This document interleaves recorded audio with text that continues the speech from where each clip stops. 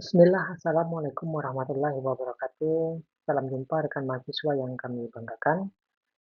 Baik, pada kesempatan kali ini kita berjumpa di mata kuliah Perencanaan Pemasaran EKFA 4569, memasuki sesi terakhir atau sesi 8. Baik, pada sesi 8 ini kita akan membahas sesi 7 terkait dengan perencanaan saluran distribusi. Ada di modul 8 RBV di Perpustakaan Digital Universitas Terbuka. Pada ini sesi 7 ini atau sesi 8 ini, kita memiliki kompetensi umum, antara lain mahasiswa mampu memahami dan menjelaskan konsep dasar dan perancangan perencanaan pemasaran serta aplikasinya dalam bauran pemasaran. Nah, kompetensi khusus antara lain pertama mampu menjelaskan dan merumuskan perencanaan saluran distribusi. Yang kedua, menjelaskan pentingnya perencanaan saluran distribusi. Yang ketiga, menjelaskan proses desain saluran distribusi. Yang keempat, menjelaskan bauran saluran distribusi. Yang kelima, terakhir, menjelaskan manajemen distribusi terintegrasi. Baik, rekan mahasiswa yang kami banggakan, sumber belajar kita yang utama ada di modul 8 EKMA 4569, perencanaan pemasaran, yang bisa diakses di RBV atau ruang baca virtual Perpustakaan Digital Universitas Terbuka. Dan selanjutnya silakan rekan-rekan mahasiswa cari referensi yang relevan dengan pembelajaran kita di sesi 8 ini. Rekan mahasiswa, perusahaan perlu membangun suatu manajemen saluran yang efektif dengan cara mempertimbangkan dan menganalisis faktor-faktor permintaan dan merancang saluran distribusi yang terintegrasi.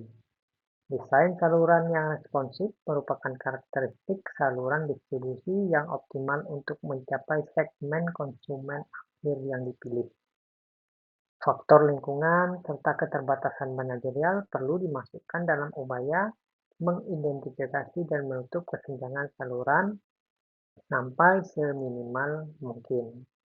Juga tetap memantau isu-isu yang ada berkaitan dengan pelaksanaan desain saluran yang optimal, yang efektif. Rekan mahasiswa yang kami banggakan, adapun fungsi saluran pemasaran, yang pertama sebagai penyedia informasi.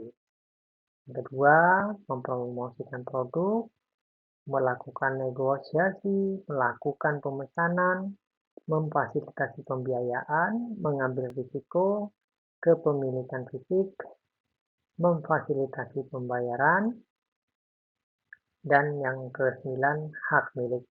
Nah, inilah fungsi saluran pemasaran. Ada 9. Rekan mahasiswa Kotler tahun 2000 menyatakan 4 hal utama dalam mendesain saluran pemasaran, yaitu menganalisis tingkat hasil pelayanan yang diinginkan pelanggan, menetapkan tujuan dan batasan saluran pemasaran, mengidentifikasi alternatif saluran utama, dan mengevaluasi alternatif saluran pemasaran utama. Nah, selanjutnya, dalam memilih alternatif saluran, ada 3 elemen yang perlu diperhatikan, yaitu jenis perantara, jumlah perantara, dan persyaratan dan tanggung jawab anggota saluran. Baik, terkait dengan bauran distribusi, itu terdapat fasilitas, ada persediaan, transportasi, komunikasi, dan penyatuan barang. Rekan mahasiswa yang kami banggakan, berikut keputusan rancangan saluran. Saluran menghasilkan 5 output jasa. Nah, yang pertama ukuran lot. Jumlah unit yang diperbolehkan oleh saluran pemasaran untuk dibeli oleh satu pelanggan biasa setiap pembelian. Yang kedua, waktu tunggu. Rata-rata waktu tunggu pelanggan untuk menerima barang. Yang ketiga, kenyamanan tempat. Kemudahan yang disediakan saluran pemasaran bagi pelanggan untuk membeli produk tersebut. Yang keempat, variasi produk. Luasnya keragaman yang diberikan oleh saluran pemasaran. Yang kelima, pelayanan pendukung. Pelayanan tambahan yang disediakan oleh saluran tersebut. Baik rekan mahasiswa, saluran pemasaran dapat dibedakan menurut jumlah tingkatannya. Dalam menetapkan alternatif saluran pemasaran yang akan digunakan, perusahaan juga dapat mempertimbangkan jenis produknya. Untuk produk industrial, biasanya perusahaan menggunakan saluran langsung atau pendek.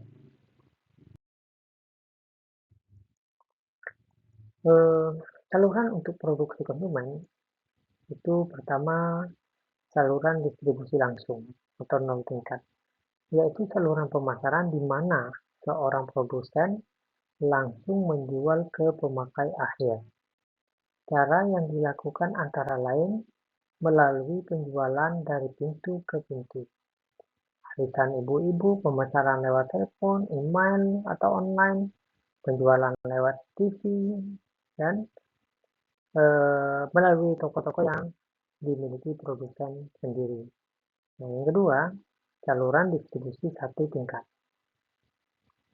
yaitu hanya ada satu perantara pemasaran di antara produsen dan konsumen. Ada dua alternatif dalam saluran satu tingkat, yaitu produsen, pengecer, konsumen. Yang kedua, produsen, pedagang besar, konsumen. Yang ketiga, saluran distribusi dua tingkat, yaitu ada dua perantara.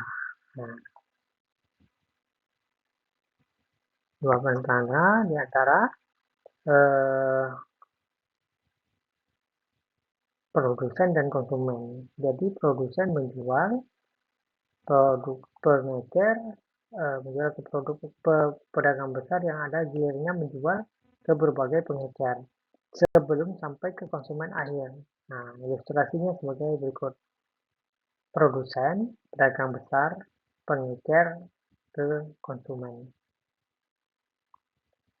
Baik, rekan mahasiswa, saluran untuk produk industrial. Perusahaan barang industri dapat menggunakan tenaga penjualnya untuk menjual langsung ke pedagang industri. Perusahaan barang industri atau para pabrikan membeli bahan mentah dalam kuantitas besar, bahan baku yang diolah, dan perlengkapan secara langsung dari pabrikan lainnya. Beberapa perusahaan menjual produk-produk dengan kategori standar nilai sedang atau rendah menggunakan distributor di industri sebelum ke pelanggan industri. Distributor industri ini seperti layaknya swalayan bagi sejumlah organisasi. Distributor industri merupakan grosir dan anggota saluran yang membeli dan mengambil alih hak sejumlah produk dengan cara menyimpan persediaan produk. Pada kasus tertentu, para pabrikan yang tidak mampu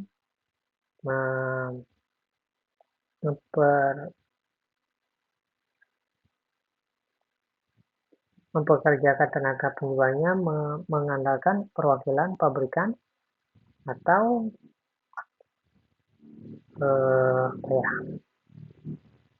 untuk menjual produk industrinya apakah langsung ke pelanggan atau ke distributor industri.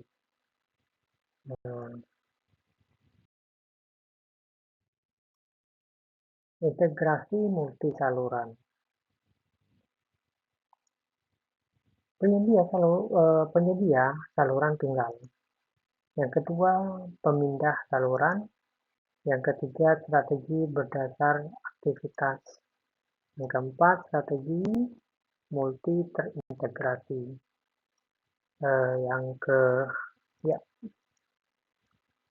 yang kelima, strategi segmentasi berdasarkan kebutuhan. Yang keenam, strategi nilai customer graduate.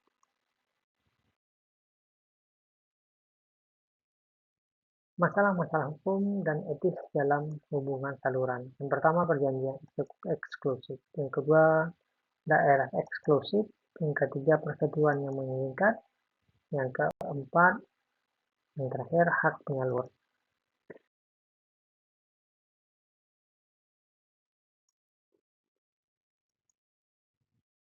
Ya, baik rekan mahasiswa yang kami banggakan, pada sesi ini kita ada bahan diskusi. Di awal tahun 2019, Anda ditunjuk sebagai manajer perusahaan dan distribusi di perusahaan yang memperoleh susu segar. Tipe saluran distribusi mana yang akan Anda pilih untuk memasarkan produk tersebut? Jangan lupa dengan karakteristik produk dan karakteristik konsumennya.